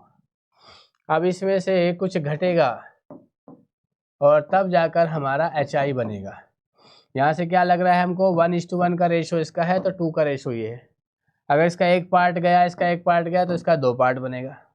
तो हमने क्या किया, इसमें से सपोज करो x चला गया तो इसमें से भी उतना ही जाएगा, x चला जाएगा तो तब यहाँ पर जितना इसमें से गया उतना उसका डबल ये बनेगा, तो 2x ये बनेगा। और इसका अगर मैं Kp का वैल्यू निकालूँ, ठीक है, तो Kp गैसीय स्पीशीज है तो Kp क्या होगा, इनकी जो सांद्रता आप यूज़ करोगे, Kc यूज़ करोगे, सांद्रता वही इनका Kc होगा। तो यहाँ पे क्या होगा, HI की कॉन्सेंट्रेशन की power 2 upon concentration of H2 concentration of I2। Kc कितना बोला है 49, HI की कॉन्सेंट्रेशन कितना आया 2x, इसका क्या कर दिया स्क्वायर अपॉन में 0.2 माइनस एक्स, अगली वाली से भी 0.2 माइनस एक्स, तो मैं इसको भी स्क्वायर की फॉर्म में लिख देता हूँ। दोनों साइड का रूट ले लेते हैं, 49 का रूट लेंगे तो आएगा 7, इधर का रूट लेंगे तो आएगा 2x अपॉन 0.2 माइनस एक्स। जब हम इस पूरे को सॉल्व करेंगे तो यहाँ से जो हमारा x का वैल्यू आएगा वो आएगा x इक्वल्स टू 0.155 ये आएगा। लेकिन हमसे पूछा है HI की concentration, concentration of HI, concentration of HI हमने कहा था 2x है तो कितना हो जाएगा 2 इंटू x का वैल्यू कितना हो गया 0.155, दोनों को ऐड करोगे तो ये आएगा 0.31 इतने मोलर है HI की कॉन्सेंट्रेशन। यही पूछा था इसने, साम्य अवस्था पर HI की सांद्रता क्या होगी 0.31 होगी। ठीक है, question number 118, 2SO2 plus O2 sign of reversibility 2SO3 if the volume of the container is half equilibrium will क्या होगा, वॉल्यूम को आधा करने से कॉन्सेंट्रेशन डबल हो जाता है, कॉन्सेंट्रेशन डबल होने से इक्विलिब्रियम शिफ्ट होगा, ऐसी डायरेक्शन में शिफ्ट होगा जिधर जाने से नंबर ऑफ मोल कम होते हों ताकि कॉन्सेंट्रेशन को घटाया जा सके। तो फॉरवर्ड में चला जाएगा क्योंकि फॉरवर्ड में 3 से 2 हो रहा है, नंबर ऑफ मोल घट रहे हैं, तो इक्विलिब्रियम राइट में शिफ्ट हो जाएगा अगर आपने आयतन या वॉल्यूम को क्या किया, डिक्रीज किया। ठीक है, क्वेश्चन नंबर 119 पर आते हैं। Which of the following is true for a reaction at equilibrium, equilibrium पर डेल्टा G 0 होता है बेटा, स्टैंडर्ड वैल्यू 0 नहीं होती है, ये तो फिक्स होती है standard delta G not. Standard कब से फिक्स चेंज होने लगे भाई, फिर किस चीज़ का स्टैंडर्ड है, कहते ना ये तो भाई स्टैंडर्ड है, कोई भी क्वालिटी के लिए ये प्रोडक्ट जो है क्वालिटी के लिए बड़ा स्टैंडर्ड प्रोडक्ट है। तो जो चीज़ें ना बदलती हो, जो अपनी चीज़ों को ना बदलता हो, जो अपनी क्वालिटी को चेंज ना करे, उसके लिए स्टैंडर्ड वर्ड यूज़ किया जाता है। तो यहाँ पर भी डेल्टा G नॉट जो देखा है 0, तो ये तो गलत हो गया। ठीक है, दूसरा क्या कह रहा है, साम्य अवस्था की बात हो रही है, इक्विलिब्रियम की बात हो रही है, फॉरवर्ड और बैकवर्ड दोनों के रेट सेम होते हैं, तो ये भी गलत हो गया। अब जब साम्य अवस्था स्थापित हो गया तो QC का वैल्यू KP के बराबर होगा, न कि 0 होगा, तो कुछ ना कुछ वैल्यू तो होगा, 0 नहीं होगा पर, तो ये भी गलत हो गया। तो आंसर जो बचा हमारा ये है, जब इक्विलिब्रियम अटेन होता है तो डेल्टा G का वैल्यू 0 हो जाता है। ठीक है, तो आंसर हो गया ये। 120 पर आते हैं भाई, क्वेश्चन नंबर 120। 120 में क्या दिया है, A और 1 मोल, 2 मोल तो लिया है A का और 3 मोल लिया है B का, और A और B इस तरह से ये रिएक्शंस कर रहे हैं, A प्लस से 2B sign of reversibility 2C। इसका बोला था कितना 2 मोल, इसका बोला था 3, तब C कुछ नहीं था। जब इन्होंने आपस में रिएक्शन किया तब देखा कि इसके तो 2 मोल बन गए। तो अगर इसका 2 मोल, यहाँ से देखा हमने कि इसका 2 मोल बनाने के लिए इसका 2 मोल इस्तेमाल होगा, 3 है, 2 इसका यूज़ हो गया है। यहाँ से देखा कि इसका 1 मोल से इसका दुगना बनता है, तो इसका 2 बना है तो इसका 1 पार्ट यूज़ हुआ होगा, तो ये 2 - 1, 2 - 1 से कितना हो गया 1, 3 - 2 से ये भी 1, और ये कितना बन गया था 2। अब हमसे क्या पूछा है KC, तो KC कितना हो जाएगा, प्रोडक्ट की साइड है C का स्क्वायर अपॉन रिएक्टेंट की साइड है A और B, A इंटू B की पावर 2। C कितना बना था 2, 2 का स्क्वायर करेंगे 4, A कितना बचा था 1, B कितना बचा था 1, 1 का स्क्वायर करेंगे तो भी 1, तो इसलिए KC का वैल्यू 4 आ गया। आंसर हमारा C हो गया बेटा। नेक्स्ट आते हैं for the reaction 2A sign of reversibility B। ठीक है बच्चों, नींद तो नहीं आ रही है आप लोगों को? हेलो बच्चों, मेरी आवाज आ रही है आप लोगों को? नींद तो नहीं आ रही है बच्चों आपको?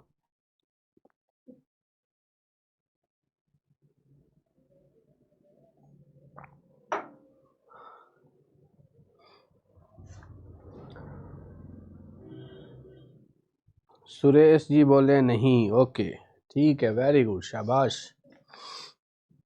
Question number 121, 2A sign of reversibility B and C। अगर प्रेशर को इंक्रीज किया, प्रेशर का इफेक्ट होगा या नहीं होगा, पहले तो यही चेक कर लेते हैं। इधर है गैस के 2 मोल, इधर भी कितना है 2, तो डेल्टा एन जी का वैल्यू क्या आ गया, तो 0 आ गया। जहां भी डेल्टा एन जी 0 होगा वहां पर प्रेशर का कोई इफेक्ट नहीं होगा, इसलिए हम कहेंगे no change in moles of A B और सी। इनमें कोई चेंज नहीं होगा, केपी की वैल्यू में भी कोई चेंज नहीं होगा। ठीक है, चलो आगे बढ़ते हैं। इन ए लाइम किन, एक चूना भट्टी में क्या होगा, the reaction CaCO3 CaO CO2। बेटा जब हम चूना भट्टी में चूने को गर्म करते हैं ना, CaCO3 को गर्म करते हैं लगभग ग्रेटर देन 500 डिग्री C पर, तो CO2 तो लगातार उड़ता जाता है, और CO2 उड़ता जाता है तो इसकी कमी को पूरा करने के लिए कंटिन्यूसली टूटता जाता है। तो इसलिए क्या होगा, CO2 एस्केप हो रहा है कंटिन्यूसली, इसलिए ये रिएक्शन पूरी हो जाती है, पूर्णता को प्राप्त हो जाती है, कंप्लीशन हो जाता है। क्यों? क्योंकि CO2 कंटिन्यूसली उड़ता जा रहा है, इसकी कमी को पूरा करने के लिए ये कंटिन्यूसली फॉरवर्ड में जाता रहेगा, इक्विलिब्रियम। ठीक है, इसलिए आंसर हमारा बी हो गया। 123, the relationship between Kp and Kc। Kp और Kc का रिलेशन तो हमने जब वो पढ़ रहे थे उसमें भी आया था। और ये जो RT की पावर डेल्टा एन है ना, तो डेल्टा एन कैसे निकालते हैं, प्रोडक्ट के मोल माइनस रिएक्टेंट के मोल। तो अब इसने कहा कि किस रिएक्शन के लिए डेल्टा एन का वैल्यू -1 आएगा, इसके लिए निकालेंगे तो प्रोडक्ट में है 2, रिएक्टेंट में भी 2, 2 - 2 से ये तो 0 आएगा। इसमें निकाले प्रोडक्ट की तरफ में 2, एक इसका 2, माइनस रिएक्टेंट की तरफ तो कोई है ही नहीं, 2 - 0 से ये तो 2 आएगा। इसमें आते हैं, प्रोडक्ट है N2O4 एक है, माइनस रिएक्टेंट है 2, 1 - 2 दैट इज -1, तो यही आ जाएगा बेटा सी आंसर हमारा। डेल्टा एन का वैल्यू पूछा था तो आंसर क्या हुआ, सी। Question number 124, consider H2 + I2 2HI, फिर दिया है 2HI sign of reversibility H2 + I2। तो एक तरह से हमने क्या किया, इस रिएक्शन को बस उल्टा किया, और हमने कहा था जब भी हम किसी रिएक्शन को उल्टा करते हैं तो उल्टा करने के बाद जो नई रिएक्शंस आती है, ये वाली आई, इसका इक्विलिब्रियम कांस्टेंट को क्या बोला इसने, K2। तो जिसको तुमने उल्टा किया उसके रेसिप्रोकल के बराबर इसका इक्विलिब्रियम कांस्टेंट होता है, तो इसलिए हम कह सकते हैं K2 = 1/K1, या उल्टा भी बोल सकते हो K1 = 1/K2।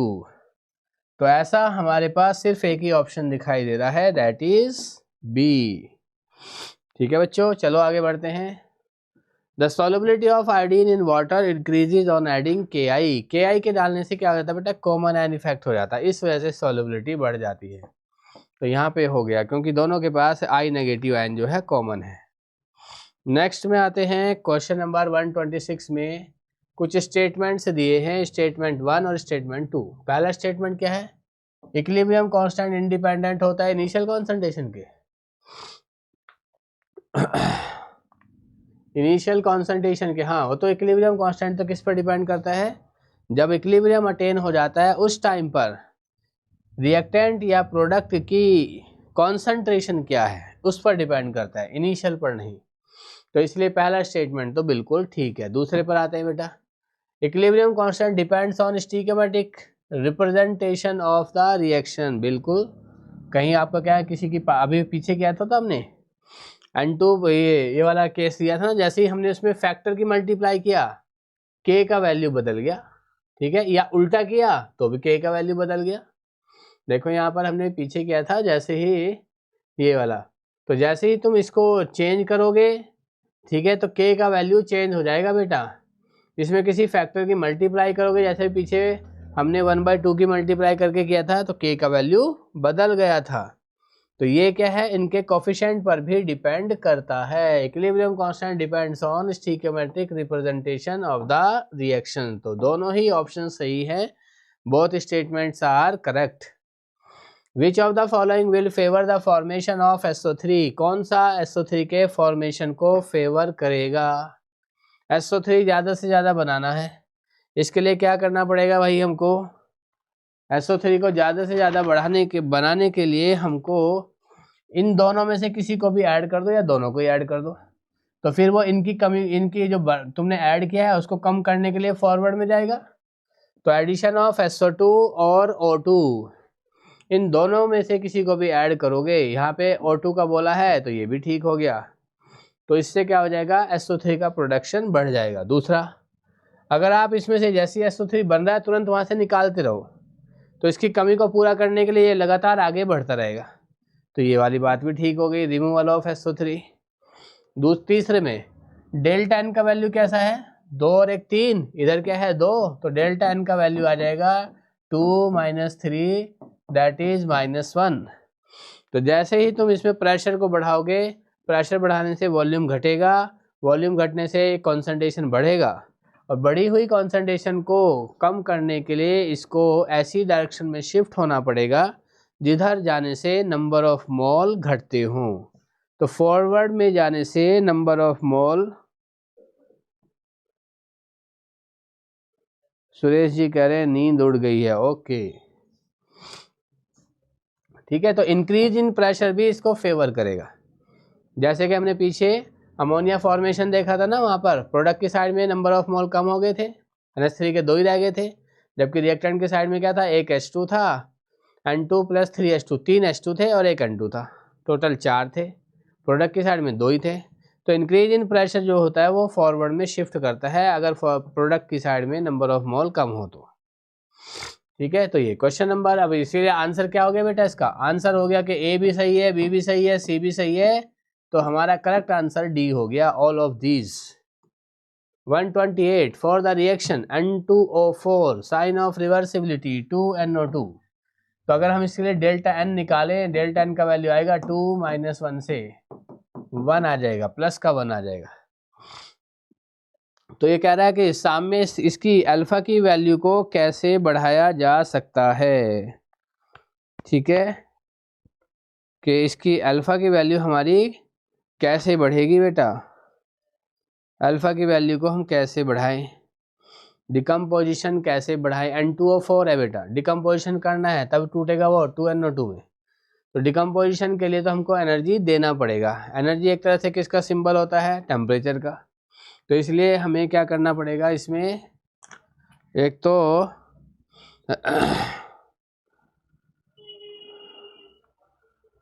अल्फ़ा को कैसे इंक्रीज करें, degree of dissociation alpha at equilibrium can be increase.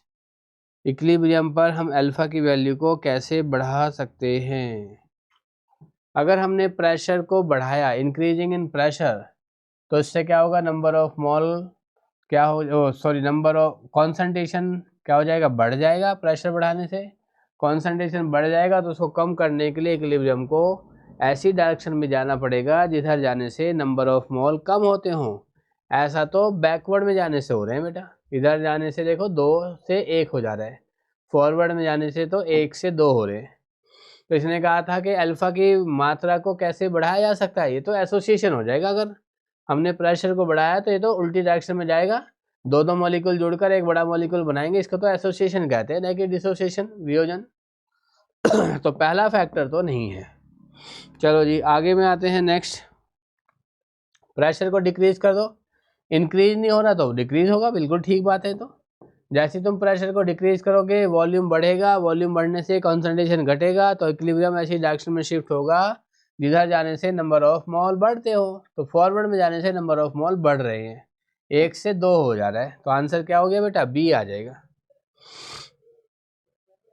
Question number 129, A sign of reversibility B, इसके जो वैल्यू दिया है 10 दिया है।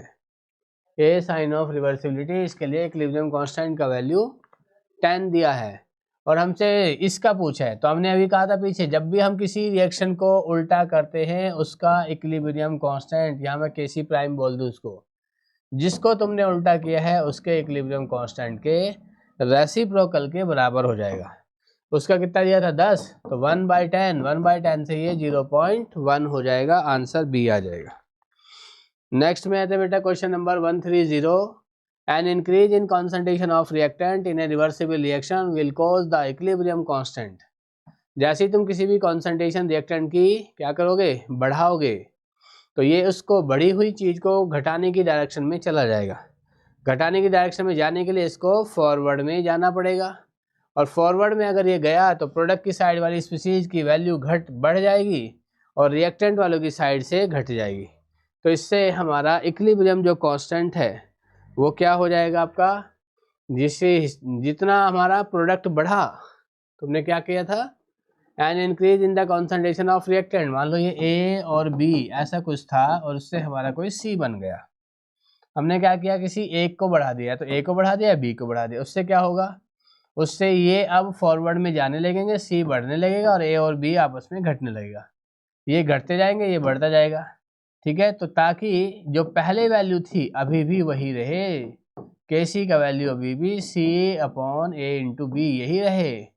तो अगर हमने कुछ भी चेंजेस किया कॉन्सेंट्रेशन में तो इक्विलिब्रियम अपने आप को ऐसी डायरेक्शन में शिफ्ट किए करेगा जिधर जाने से वो नंबर ऑफ या जो भी होने वाला चेंज है उसका अपोज कर सके, कोई चीज़ घटी है तो बढ़ा सके, बढ़ाई है तो घटा सके। तो इसलिए क्या कहेंगे, remain unchanged. Question number 131, formation of NO from N2 and O2 is endothermic. N2 और O2 के आपस में मिलने से NO का फॉर्मेशन होता है, N2 + O2 sign of reversibility 2NO। तो इसने पूछा है कि high yield of NO is obtained, NO का ज़्यादा प्रोडक्शन कैसे किया जा सकता है। देखो प्रेशर का तो कोई रोल आएगा नहीं, अब क्यों नहीं आएगा, N2 और O2 कितना है, एक इसका 2, प्रोडक्ट कितना है, ये भी 2, तो डेल्टा एन जी का वैल्यू तो है 0, इसलिए प्रेशर का तो इस पर कोई फर्क नहीं पड़ने वाला है, ठीक है बेटा। तो फिर किसका पड़ेगा, प्रेशर वाला जहां जहां भी दिखाई दे रहा है उन दोनों को तो मैंने देखते ही कट कर दिया। फिर आते हैं एंडोथर्मिक है बेटा, एंडोथर्मिक में टेम्परेचर के इफेक्ट में पढ़ाया था, एंडोथर्मिक में इक्विलिब्रियम टेम्परेचर के बढ़ाने से इक्विलिब्रियम फॉरवर्ड में शिफ्ट होता है, घटाने से बैकवर्ड में शिफ्ट होता है। तो इसने क्या बोला था, NO की उच्च प्राप्ति करनी है, यानी कि फॉरवर्ड में जाना पड़ेगा तभी NO ज़्यादा बनेगा, और फॉरवर्ड में जाने के लिए हमको टेम्परेचर ज़्यादा करना पड़ेगा, high temperature.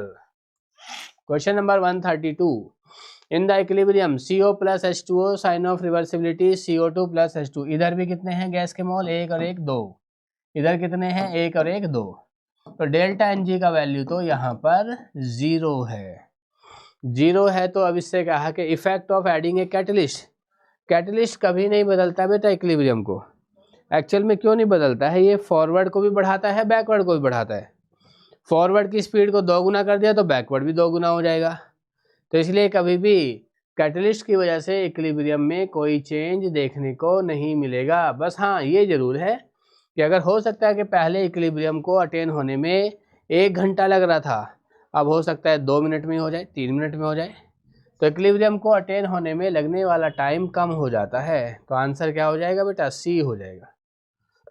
The vapour pressure of water in a closed container at equilibrium depends on, closed container में वेपर प्रेशर किस पर डिपेंड करेगा बेटा, एक तरह हमने कहा था पहले ही कि क्लोज्ड कंटेनर है, हर लिक्विड का अपना अपना एक स्पेसिफिक वेपर प्रेशर होता है क्लोज्ड कंटेनर में, ठीक है। तो कंटेनर जब अब तक आपका फिक्स है एक तरह से, तो उसका सब कुछ फिक्स हो गया, उसका एरिया भी फिक्स हो गया, उसकी अब अमाउंट भी फिक्स हो गई, ठीक है, और उसका वॉल्यूम ऑफ द कंटेनर ये तो है ही फिक्स, ठीक है ना।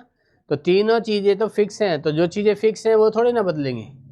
तो जो वेपर प्रेशर है अब वो टेम्परेचर पर डिपेंड करेगा। पानी रख दो बेटा, सर्दियों के दिनों में कम वेपर्स बनेंगी तो वेपर प्रेशर कम आएगा, सब कुछ बंद रखा हुआ है तुमने, लेकिन गर्मियों के दिनों में ये वेपर प्रेशर ज़्यादा देखने को मिलता है क्योंकि टेम्परेचर बढ़ जाता है, लिक्विड के मॉलिक्यूल जल्दी जल्दी वेपोराइज हो जाते हैं, वेपर से ज़्यादा बनती है, तो इसीलिए वेपर प्रेशर भी ज़्यादा आता है गर्मी के दिनों में, इसलिए टेम्परेचर वाला फैक्टर जो है वो अफेक्ट करेगा वेपर प्रेशर को। 134 में आते हैं।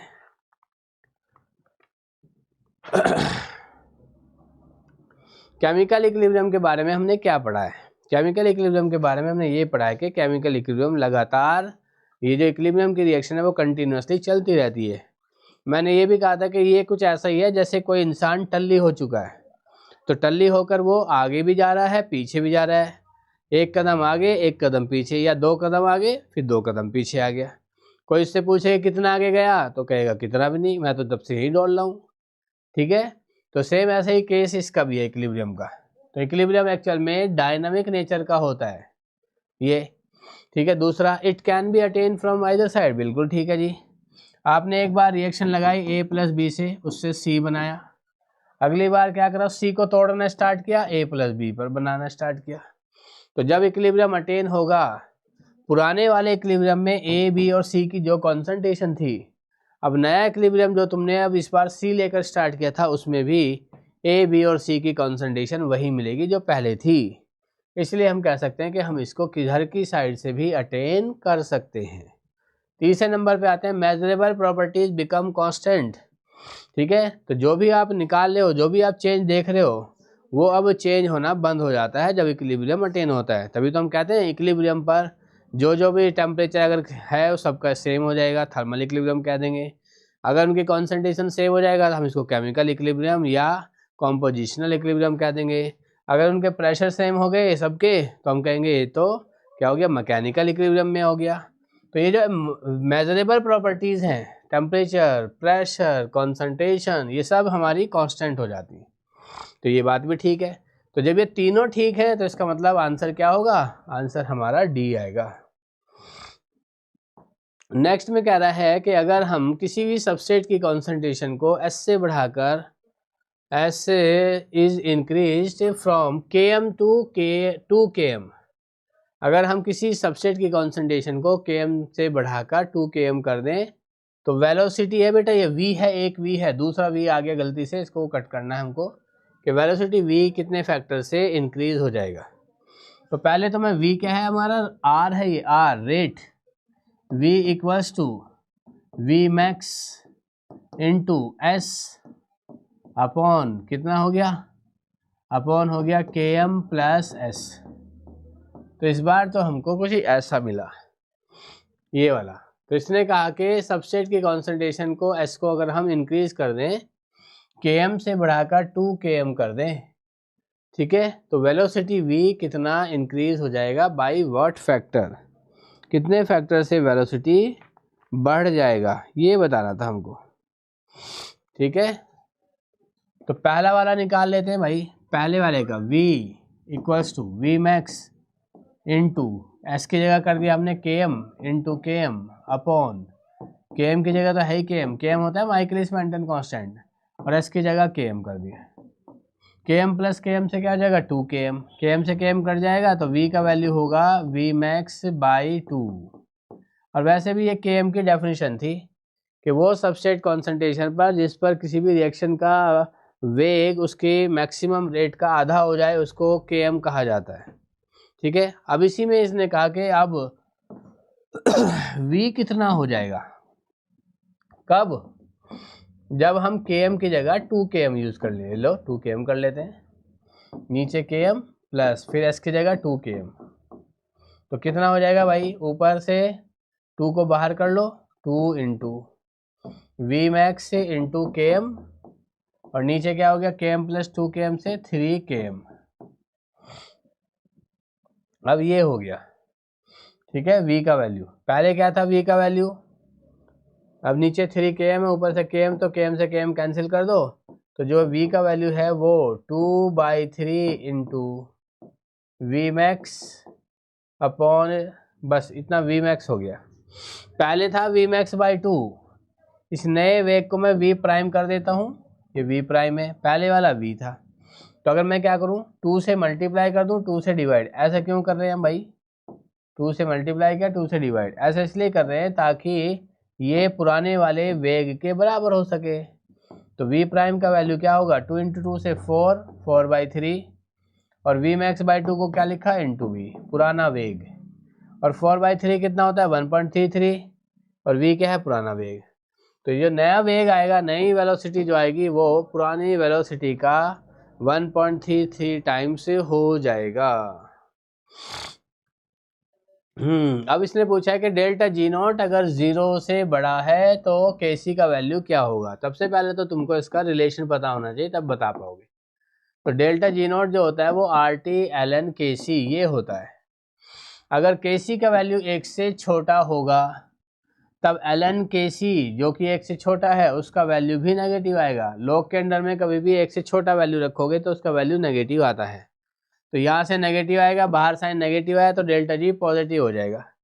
तो इसलिए KC का वैल्यू कैसा होना चाहिए, लेस देन 1 होना चाहिए हमारा, तब जाकर हमारा डेल्टा जी नॉट का वैल्यू कैसा आएगा, पॉजिटिव में आएगा, नॉन स्पॉन्टेनियस प्रोसेस हो जाएगा। क्वेश्चन नंबर 137 केसी का एक्सप्रेशन पूछा है भाई। केसी बराबर प्रोडक्ट की साइड में कौन है आई, कॉन्सेंट्रेशन ऑफ आई, कोफिशिएंट कौन है 2 की पावर 2, रिएक्टेंट की साइड में कौन है I2। ये इसका एक्सप्रेशन था, ये हमको बताना था। बताओ इतना आसान सा था ये तो। ठीक है बेटा। क्वेश्चन नंबर 138 500 केल्विन तापमान पर टेम्परेचर पर Kp दिया है N2 + 3H2 2NH3। इसके लिए Kp का वैल्यू कितना दे दिया भाई इसने, 500 पर इतना दिया है ये। अब लेकिन अगली बार क्या करा है, the value of Kp for 2NH3 sign of reversibility N2 + है। तो इसका मतलब है इसको तो इसने क्या कर दिया उल्टा। तो इस रिएक्शन का जो Kp होगा पुराने वाले के Kp का रेसिप्रोकल होगा बेटा, क्योंकि जब भी हम किसी रिएक्शन को उल्टा करते हैं तो उसका Kp की वैल्यू रेसिप्रोकल हो जाती है। तो 10 की पावर -5 को ऊपर भेजेंगे प्लस का 5 बन जाएगा। 10 की पावर प्लस के 5 को आप 10 × 10 की पावर 4 लिख सकते हो। 1.44 से डिवाइड करोगे तो ये आएगा 6.94, और 10 की पावर 4 हमारा चल ही रहा है। तो आंसर हमारा क्या हो जाएगा, आंसर हो जाएगा बेटा बी। ठीक है। Question number 139 adding helium to N2O4 constant pressure पर। जब भी तुम किसी नई गैस को ऐड करते हो तो उसके आने की वजह से उसका पार्शियल प्रेशर भी होता है, भले ही वो रिएक्शन ना करे, उसके आने की वजह से प्रेशर तो बढ़ेगा ना। लेकिन हमने कहा प्रेशर को तो हमको क्या रखना है, कांस्टेंट ही रखना है, क्योंकि हमने मूवेबल पिस्टन लगाया हुआ है। तो इस प्रेशर को वापस कांस्टेंट रखने के लिए वो एक्सपेंड कर जाएगा, और एक्सपेंड होते ही वॉल्यूम बढ़ जाएगा और वॉल्यूम के बढ़ते ही हर स्पीशीज की कॉन्सेंट्रेशन घट जाएगा। तो घटी हुई कॉन्सेंट्रेशन को वापस कैसे मेंटेन किया जा सकता है, किसी ऐसी डायरेक्शन में शिफ्ट होकर जिधर जाने से नंबर ऑफ मोल बढ़ते हों। तो हमने क्या देखा, फॉरवर्ड में जाने से नंबर ऑफ मोल बढ़ रहे हैं। तो इसका मतलब है कि जैसे ही अब तुम ऐड करोगे किसी हीलियम को या किसी भी इनर्ट गैस को कांस्टेंट प्रेशर पर, तो इससे डिकम्पोजिशन N2O4 का बढ़ जाएगा, इंक्रीज डिसोसिएशन ऑफ N2O4। ये हो जाएगा ए ऑप्शन। क्वेश्चन नंबर 40 में आते हैं। A+2A + B sign of reversibility 3C + D, 2 और 1 3, 3 और 1 4। तो डेल्टा NG का वैल्यू कितना हो जाएगा, प्रोडक्ट की साइड में 3 और 1 ये 4, माइनस रिएक्टेंट की साइड में 2 इसके 1 इसका 3, 4 - 3 दैट इज 1। तो ये डेल्टा NG का वैल्यू पूछा था बस, इसमें तो बड़ा आसान था। तो 141 में कह रहा है if the initial mole of A and B are in the ratio 1:2 at equilibrium the moles of A and B, A and C are equal. तो A और C के मोल से कब इक्वल होंगे, देखना जरा। A का दिया है उसने पहले 1, B का कितना दिया है 2, स्टार्टिंग में C कुछ होगा नहीं। अब इसने क्या बोला है, if the initial mole of A and B are in the ratio 1:2 then equilibrium moles of A and C are equal। देखो बेटा, अगर हम इसमें से 0.5 को माइनस कर दें, 0.5 माइनस करते ये कितना आ जाएगा 0.5 इसका, और इसका 1 जाएगा क्योंकि 1:2 के रेशो में है। रिएक्शन होने के लिए 0.5 को इसके 1 से रिएक्ट करना पड़ेगा, तो 2 - 1, तब जाकर इसका एक पार्ट बनाता है, एक पार्ट 0.5 बनाएगा 0.5, तब जाकर इसका 0.5 बनेगा। तो इस तरह से ए के जो मोल्स बने 0.5, बी के मोल्स बने 1 और सी का मोल जो बन चुका है वो है 0.5। प्रश्न पूछा अभिक्रिया करने वाले बी का प्रतिशत क्या है। कितना प्रतिशत वो गायब हो चुका है, रिएक्शन कितना कर चुका है बी का 2 लिया था, अभी 1 बचा हुआ है, तो कितना परसेंट रिएक्शन कर गया, 50%। इतना बताना था बेटा। क्वेश्चन नंबर ये 142 को आप याद, ये अभी छोड़ दीजिए आप लोग, इसमें थोड़ा सा कुछ क्वेश्चंस में कुछ गड़बड़ है, तो इसलिए अभी हम फिलहाल 142 को नहीं कर रहे हैं। क्वेश्चन नंबर 143 पर आते हैं। Which of the following statement regarding the reaction A plus B C plus D is incorrect. Delta N g दोनों साइड क्या है, बराबर है, तो डेल्टा एन जी का वैल्यू क्या होगा, 0 आएगा।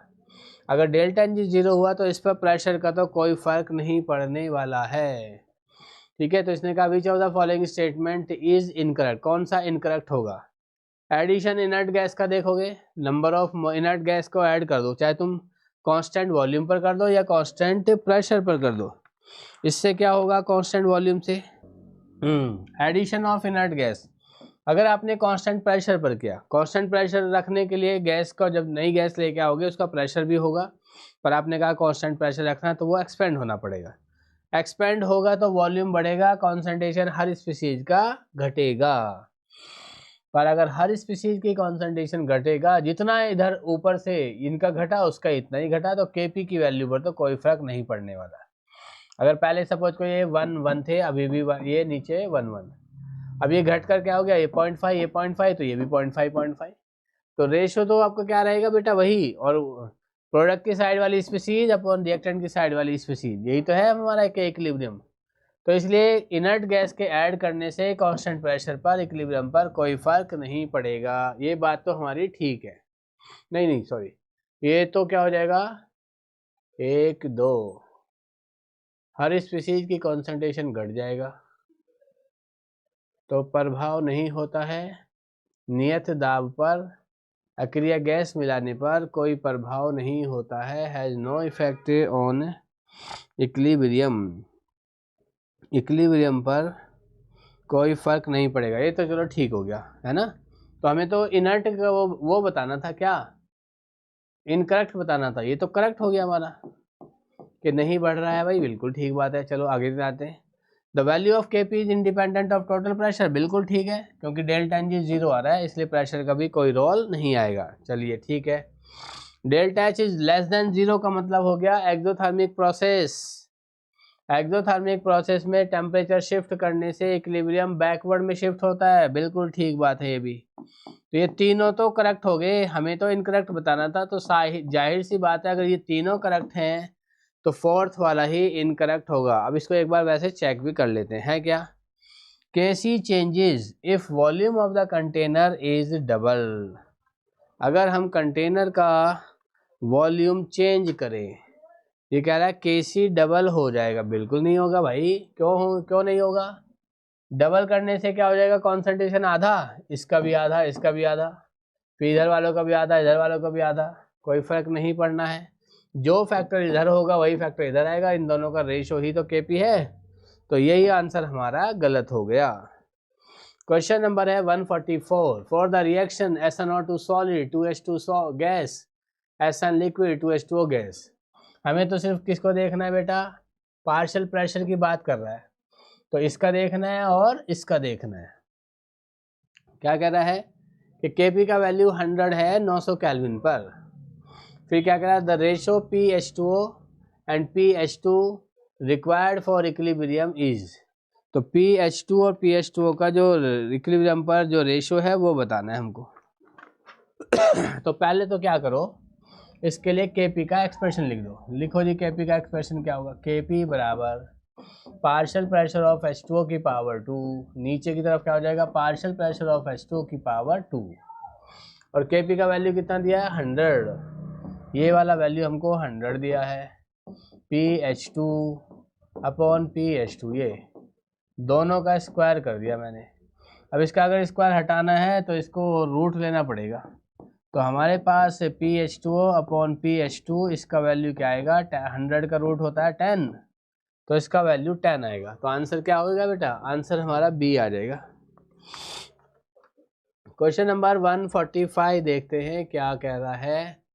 Match the following for the reaction 2a plus 2b sign of reverse C delta, इसका वैल्यू माइनस में दिया है। माइनस का मतलब है रिएक्शन एक्सोथर्मिक है। एक्सोथर्मिक रिएक्शंस में क्या होगा?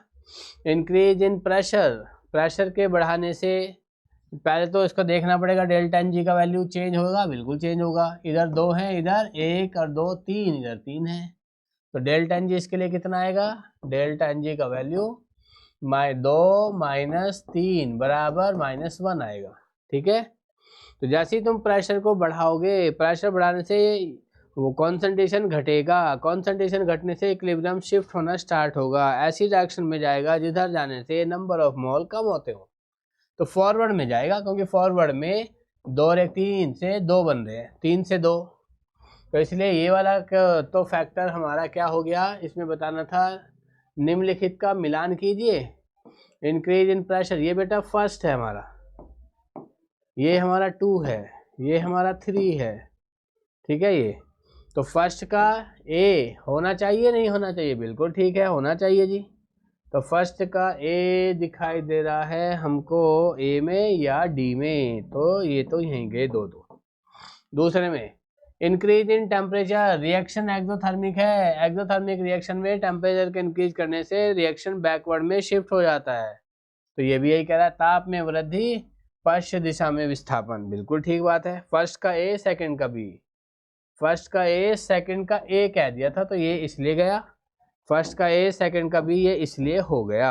आंसर आ गया ये 146। क्वेश्चन नंबर 146 बताना है क्या होगा।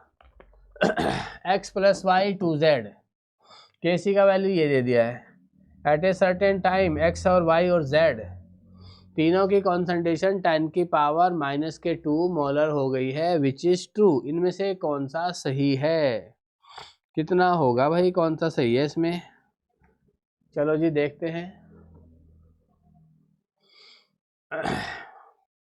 एक निश्चित समय पर जब x, y और z तीनों की कॉन्सेंट्रेशन सेम हो गया है, और वो भी किसके बराबर हो गया? 10 की पावर -2 मोलर। और इसके लिए पूछा है कि Kc का वैल्यू 10 की पावर -4 है। तो पहले ऐसा करो, यानी कि रिएक्शन अभी चल रहा है, किसी टाइम पर देख लो इसका Qc का वैल्यू कितना आएगा।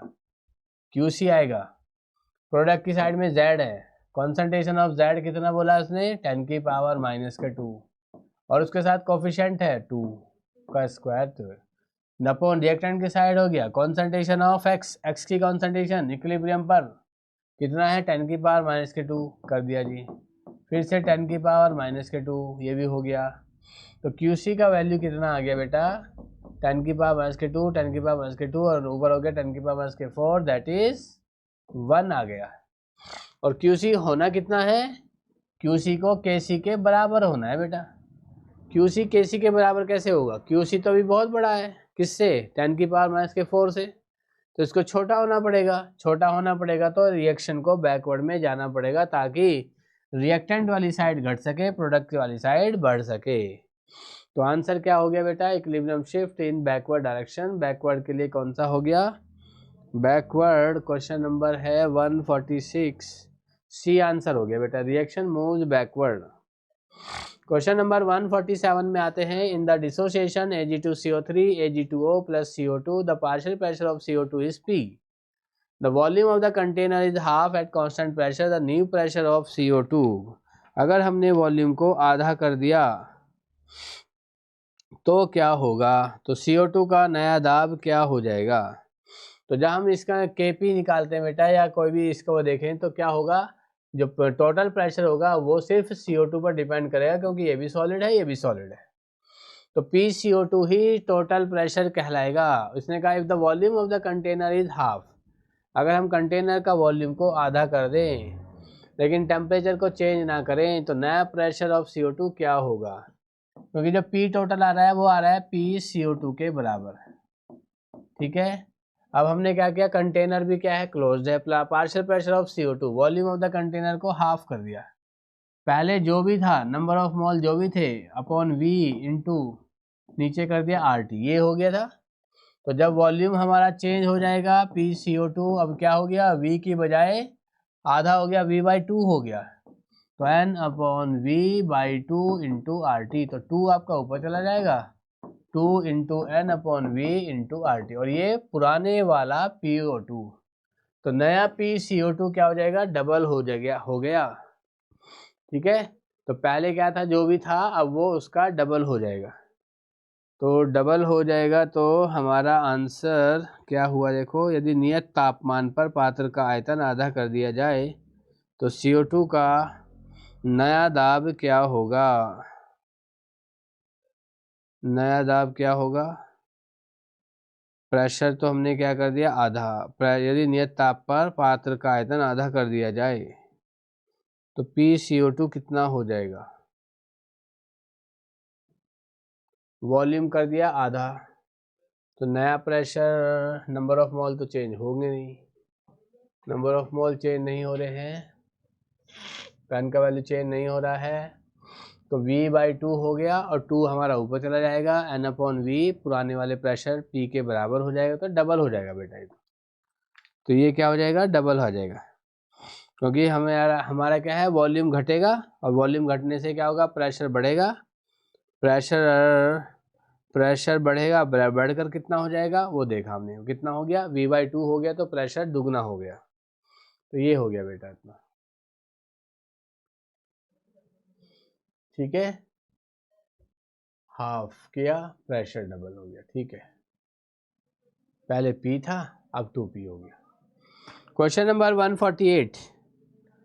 148 में log KP वर्सेस 1/T, ये ग्राफ बनाना है हमको। तो पहले तो ऐसा करो, इसकी एक इक्वेशन लिख दो, वन ऑफ इक्वेशन थी हमारी, d/dt ln KP बराबर ΔH/R इंटू T², dt को उधर भेज दो, तो क्या बनेगा, d ln KP बराबर ΔH/R dt/T², ये हो गया।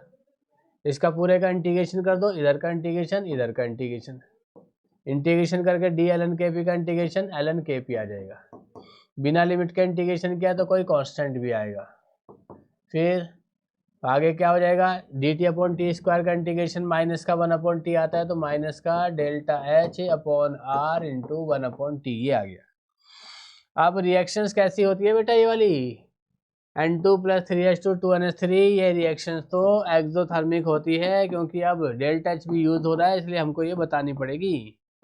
एक्सोथर्मिक में ΔH नेगेटिव होता है, तो यहाँ से नेगेटिव आएगा, बाहर भी साइन नेगेटिव लगा है, तो जब 1/T और ln K के बीच में ग्राफ खींचेंगे, ln K वर्सेस 1/T, तो ग्राफ ऐसे जाएगा, भले ही यहाँ माइनस का साइन दिखाई दे रहा हो, पर एक माइनस का साइन किसके अंदर छिपा हुआ है, ΔH के। ये N2 + 3H2 2NH3 कैसी रिएक्शन है, एक्सोथर्मिक, तो एक माइनस का साइन यहाँ से आया, एक माइनस का साइन यहाँ पर है, प्लस आ गया, और स्लोप का वैल्यू कितना हो गया, slope equals to ΔH/R, magnitude के साथ भी लिख सकते हो इस तरह से, प्लस में ΔH/R हो जाएगा। तो इसने कहा straight line with positive slope, ये स्लोप जो आएगा वो स्ट्रेट लाइन आएगा और पॉजिटिव लाइन के साथ आएगा। ठीक है बेटा, नेक्स्ट में आते हैं 149, if 1000 kelvin the pressure of CO2 in equilibrium with CaCO3 CaO is 0.2 atm। ठीक है, ये है हमारा 0.2 atm है बेटा, तो क्या होगा ये देखना है हमको।